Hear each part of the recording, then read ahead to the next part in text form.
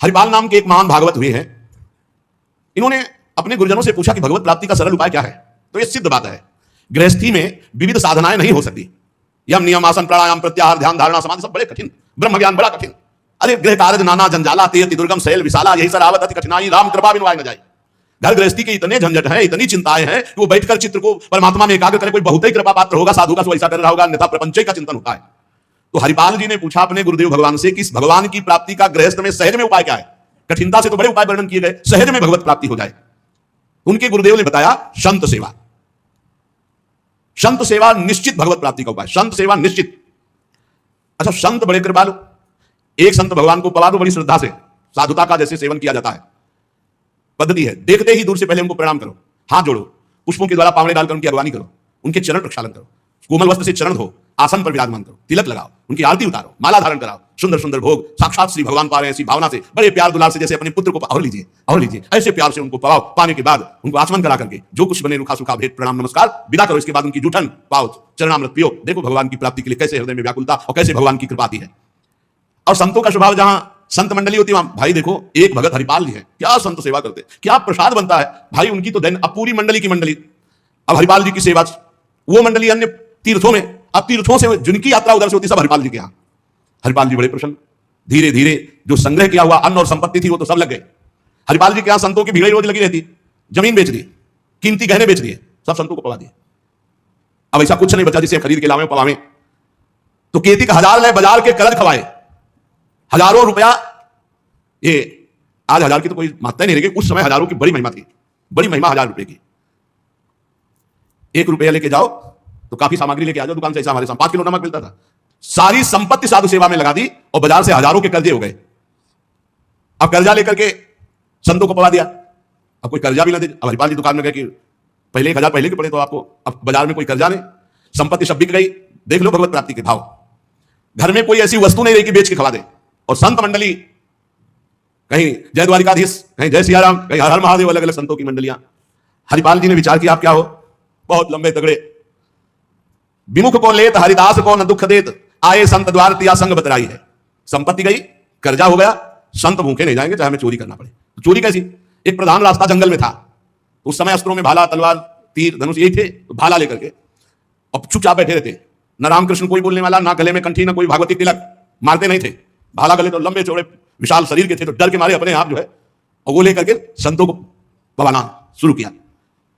छल करी बल करी लीजिए, महाकृपिन को दाम, साधुन के मुख बोइए, या ऐसा यानु काम, उसका भी कल्याण हो जाएगा, आपका भी मंगल हो जाएगा। साधुन के मुख में अच्छे अच्छे पदार्थ, तो वो धन धन्य हो गया, वो धन जिसका लिया उसका भी धन। लेकिन ये तब, पहले अपनी संपत्ति खर्चा कर डालो, बेईमानी नहीं, बाजार में कर्जा ले लो, जब उसके भी पटाने का रह जाए कि अब नहीं पट सकता और संत आए, तब ये उपाय है, पहले नहीं। पहले साधु अनुराग में दही श्री लुटाई है, सब खर्चा कर दिया। फिर केतिक हजार ने बाजार के कर्ज रखे, वो भी खवा दिया। अब देखा संत वापस न जाए। अब उस मार्ग से जो अगर कोई निकलता, जहां भाला लेके निकलते, अरे राम, वहां जोड़ लेते। अभी तो खबर फैल गई कि रामकृष्ण बोल दो तो डाकू चोरी नहीं करता, कंठी तिलक हो तो डाकू चोरी नहीं करता, कौन डाकू ये पता नहीं चलता। अब वहां जो निकले जंगल में तो शुरू से ही कोई श्री राम जय राम जय जय राम, कोई राधे राधे, कोई कृष्ण कृष्ण, और उतनी देर के लिए तिलक जरूर लगा लेते। अब समस्या की वैष्णव को लूट नहीं सकते, मुख से नाम निकल जाए उसे लूट नहीं सकते। अब वहां जो निकले सब जैसे भयभीत होकर से ही वहां जय श्री राम राधा राधा कृष्ण कृष्ण हरि हरि, क्योंकि पता डाकू है, भाला लिए मारेगा, चोरी कर लेगा। यद्यपि उन्होंने किसी को मारा नहीं था। अब वहां किसको चोरी कर जो निकले सब वो साधु मंडली आई, बड़ी सत्कार करना है, घर में कोई सामग्री नहीं और चोरी अब हो नहीं सकती, क्योंकि जंगल से जितने निकलते हैं सब कंठी तिलक और नाम जप, भले जिंदगी में न धारण करे लेकिन वो रास्ता जब जाएंगे तो जरूर धारण कर लेंगे। देखो ये भक्त का प्रताप, और पूरे रास्ता नाम कीर्तन सब। हरिपाल जी अपनी पत्नी से कहा, आज तो बड़े भाग्य, इतने संत घर में पधारे, पर भोजन की तो कोई व्यवस्था ना बाजार से हो सकती है, ना हमारे पास कुछ रह गया है। पत्नी ने कहा, ये घर में दाना भी नहीं है, कैसे होगा अतिथि सत्कार, सब संत वापस चले जाएंगे भूखे, ये तो बहुत बड़ा अनर्थ हो जाएगा। हरिपाल जी ने कहा, देखो अड़ोस पड़ोस में मांग के। उनकी पत्नी जिस दरवाजे में जाती है कहती, संत आए बस शब्द ही सुनते दरवाजा बंद कर लेते, मांगने आए। पहले कले गए, अभी वापस दिया नहीं, फिर मांगने आए। अब वापस पत्नी आ गई, हरिपाल जी से कहा, दाना नहीं मिला है। आपके व्यवहार का ऐसा प्रताप फैल गया है कि देखते ही दरवाजा बंद हो जाता है। हरिपाल जी ने कहा, भगवान का सहारा है, उन्हीं का स्मरण करते हैं। और अंदर ही अंदर की देखो, गुरुदेव भगवान ने कहा था साधु सेवा से भगवान की प्राप्ति होती हुई, तो प्रभु आप मिलो ना मिलो, लेकिन आज संत हमारे यहां से भूखे वापस नहीं जाना चाहिए। प्रभु कोई हमें उपाय नहीं सुनाई दे रहा। तो बैठे कृष्ण रुक्मिणी महल तहां सोच पर्यो, हरो मन साधु सेवा तो साहू रूप कियो है। हरिपाल जी की पुकार और भगवान का लीला विहार शुरू। बड़े हाथ रत्नों से जटित मुकुट, कुंडल, करधनी, बाजूबंद, कंकण सब धारण। रुक्मिणी जी का जय जय अपने हाथ से सब कीमती कीमती आज छांट छांट करके। पूछी चले कहां, कही है हमारो एक भक्त। कहां प्रभु? ये नया नया सब आभूषण दिव्य कीमती श्रृंगार। बोले भगत है आज उसके दर्शन करने जा रहे हैं। दर्शन देने नहीं का, दर्शन तो मैं हुआ हूं। बोले हाँ आओ, क्योंकि हमसे ज्यादा श्रृंगार तो आप धारण करेंगी। आओ आए जहां पूछ लियो है। रुक्मिणी जी ने कहा प्रभु जिन ऐसे महाभागवत के आप दर्शन करने जा रहे हैं मैं भी दर्शन करने। बोल बिल्कुल बिल्कुल आज तो हम जरूर ले चलेंगे, पर देखो बढ़िया से बढ़िया पूरा श्रृंगार कर लो। रुक्मिणी जी ने और श्रृंगार प्रभु से ज्यादा रुक्मिणी जी का श्रृंगार, वैसे भी पुरुष से ज्यादा श्रृंगार माताओं बहनों का होता है। उन्होंने देखा कि जब इतना महान भगत है कि प्रभु सब कीमती तो और बढ़िया बढ़िया हार और सब। प्रभु और रुक्मिणी जी प्रभु ने कहा एक बात है, कोई भी भगवत चर्चा नहीं करनी, कोई भी भगवत चिन्ह नहीं धारण करना। तो प्रभु ऐसे कैसे भक्त के पास जा रहे हो कि जो भगवत चिन्ह से विरोध करता है, भगवत चर्चा से विरोध करता है? बोले हम जो कहें वो मान लो। रस्ते में कोई भगवत चर्चा, कोई भगवत नाम, कोई भगवत चिन्ह, सब संसारी आभूषण सब। प्रभु कैसा भगत है आपका? बोले बहुत उच्च कोटि का, दर्शन से निहाल हो जाओगे, ऐसे भक्त का कभी दर्शन नहीं हुआ होगा। रुक्मिणी जी तैयार हुई, भगवान तैयार हुए और हरिपाल जी के द्वारे पे आए। अजू मग चले हो जा तो बड़ो उत्पात मधि, को पहुंचावे देवो ले रुपया दियो है। करो समाधान संत मैं लिवाए जाऊं, इन्हें लाई वन मांझ देखी बहुधन दियो है। भगवान स्वयं गए और हरिपाल जी को बुलवाया गांव के बाहर और कहा भाई सुनो, सुनते हैं जंगल में कोई चोर लगता है, हम दोनों सेठ हैं, सेठ टाइम, ये ले स्वर्ण की एक मुहर, हमें पूरा रास्ता पार कर दो। भगवान जैसे मरते को पानी मिल जाए ऐसे ऐसे आपने संत मन में सोचा संत वापस चले जाएंगे। गौर से देखा गले में कोई तुलसी नहीं, कोई भागवतिक चिन्ह नहीं, और मार पूरा सब श्रृंगार से। बोले भगवान आज तो बरस पड़े, आज खूब संत सेवा होगी। बोले मुहर देव या ना देव, हम आपको पार कर देंगे जंगल में। जगत रूपी जंगल से पार करने वाले भगवान को हरिपाल जी कह रहे हम पार कर देंगे आपको, क्योंकि नजर गई ना एक से एक कीमती रत्न। बोले महीनों संत सेवा चलेगी। हरिपाल जी से बातचीत कर रहे कि कहीं शंका ना हो जाए। बोले अमुक शहर जा रहा हूं, हमारा बड़ा व्यापार चलता है, तुमको 1 रुपया तो देंगे ही, पर सुरक्षित हमें पहुंचा दो, ये ले। वो दौड़ करके कहा रुको, अपनी पत्नी से कहा 1 रुपया का जाओ, स्वर्ण का है, कुछ जलपान लाओ, संतों को पाओ, भोजन की व्यवस्था रास्ते में हम कर लेंगे, बाल भोग कराओ, संतों का समाधान, बाल भोग कराओ। राजभोग की व्यवस्था में भी सेठ सेठाइन हैं, बड़े भोले हैं, बड़े प्रसन्न हुए, मानो प्राणों का संचार आ गया संत सेवा में। रुक्मिणी जी ये हास्य नहीं समझ पा रहे कि कह रहे जंगल पार कर देते, कह रहे हमको डर लग रहा है कि कोई हमें लूट ना ले, और जंगल हो 1 रुपया दिया उसको स्वर्ण का कि भाई पार। तो रुक्मिणी जी ने कहा कि प्रभु किसी की रक्षा की, भगवान ने कहा था प्रश्न कोई करना नहीं है। अरे कौमुदी की गदा सुदर्शन चक्र सब एक आदमी का सहारा आप ले। रुक्मिणी जी ने प्रभु आप काम कहा था, बातें करो व्यापार की, इधर सुदर्शन चक्र के लिए कौमुदी की गदा, व्यापार, रुपया पैसा हार हीरा जवाहरात इनकी बातें करो। गौर से फिर देखा कि कहीं कोई भागवतिक लक्षण देखे जो निहारी, माला तिलक ना सदाचार, बड़े खुश हुए। होएंगे भंडार जो पे धन ही तो लायो है। जब इतना पहनावा है तो खजाना इनके होगा, लूटने में कोई दोष नहीं है, कोई भागवतिक चिन्ह नहीं और कोई भगवत चर्चा नहीं, पूरे संसारी हैं, और ये छीन करके हम संत भोजन कराएंगे तो इनका भी मंगल हो जाएगा।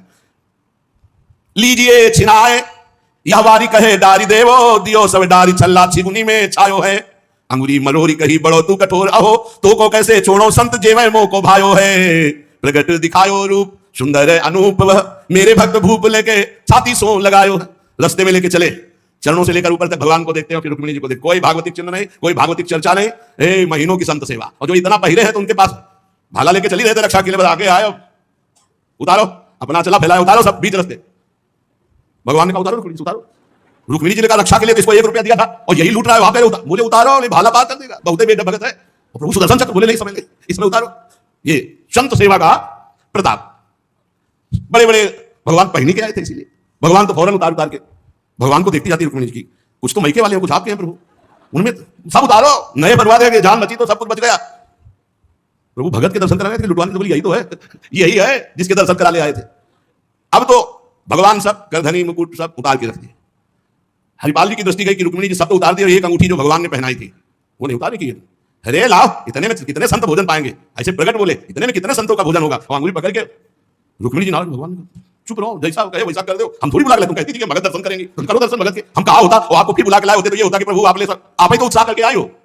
रुक्मिणी जी उतार नहीं रही थी तो हरिपाल जी ने अंगुली पकड़ी, ऐसे मरोड़ के धीरे से अंगूठी उतारी। इतने संतों का इसमें पेट भरेगा, भोजन होगा। भगवान जब देखा कि रुक्मिणी जी बहुत असंतुष्ट हो रही है तो भगवान ने कहा जिसके दर्शन करने के लिए हम ला रहे थे ना, ये वही भक्त है, ये वही भक्त है जिसने अपना सर्वस्व लुटा दिया है, कुछ नहीं आज खाने को, मैं इसी के लिए लुटने के लिए। अब हरिपाल जी का भाला रख गया, जब लौट के देखा तो अनंत सौंदर्य माधुर्य भगवान चतुर्भुज द्वारिकाधीश महामहिम महालक्ष्मी स्वरूपाश्री रुक्मिणी चरणों में प्रभु प्रभु प्रभु गलती हो गई, हमारे कटु वचन, हमारा भाला उठाना। प्रभु आप जानते हो हमारे घर में संत मंडली बैठी है, इतना कर्जा हो गया कि हमको कोई कर्जे में नहीं देता, पड़ोस से उधार मांगे तो कोई नहीं देता, और कुछ संपत्ति रहने गई और संत भूखे न जाए प्रभु, इसलिए भगवान ने छाती से लगा लिया। भगवान ने हरिपाल जी को छाती से लगाया और कहा तुम सर्वश्रेष्ठ मेरे प्राण प्यारे भक्त हो। हरिपाल जी भगवान से कह रहे कि प्रभु जैसे हमें संत प्राण प्यारे हैं उनसे अधिक आप प्राण प्यारे हो, प्रभु मैं कैसे लूं? तो भगवान ने कहा देखो हम लाए इसे, ये लक्ष्मी ले जाओ, ये महालक्ष्मी के श्रीअंग के आभूषण है, ये कुल परंपरागत बढ़ेंगे कभी घटेंगे नहीं, बेचकर सब कर्जा निपटाओ और रोज लाखों संतों को पढ़ाओ, अब ऐश्वर्य घटने वाला नहीं है। भगवान से कहा प्रभु ये घटना किसी से मत कहना, नहीं तो सब भक्त जो है यही कहेंगे कि इतना दुलार भगवान को किया जाता है, भक्तजन करते हुए भाला दिखा के लूट लिया। तो भगवान ने कहा डरो मत, ये चर्चा अगर कोई सुनेगा भी तो तुम्हें आदर्श मानकर संत सेवा करके मेरी प्राप्ति का उपाय सोचेगा, ना कि तुम्हें दोष दर्शन करेगा। भगवान के दर्शन के पश्चात हरिपाल जी ने कहा प्रभु जब आए गए हो तो लगे हाथ भंडारे पाके जाओ। तो बोले जरूर, जहां हमारे संत पाते वही हम प्रकट। सब संतों को भगवत साक्षात्कार कराया, साक्षात द्वारिकाधीश रुक्मिणी जी के सब संतों ने दर्शन किए, भोग बना। संत जन तब पाए जब भगवंत पहले पाए, फिर उनका उच्चिष्ट संत और उनका भगवंत और संत का उच्चिष्ट जब हरिपाल जी। ये परमानंद मनुष्य जीवन का साधु सेवा से प्राप्त होता है। जब कभी साधु सेवा का संयोग बने तो नाच पड़ो, हमें आज जीवन का परम लाभ मिला है कि हमारा धन, हमारा अन्न, हमारा शरीर, हमारा जीवन साधु सेवा में आएगा। ये साधु सेवा निश्चित भगवत प्राप्ति करा देती, निश्चित।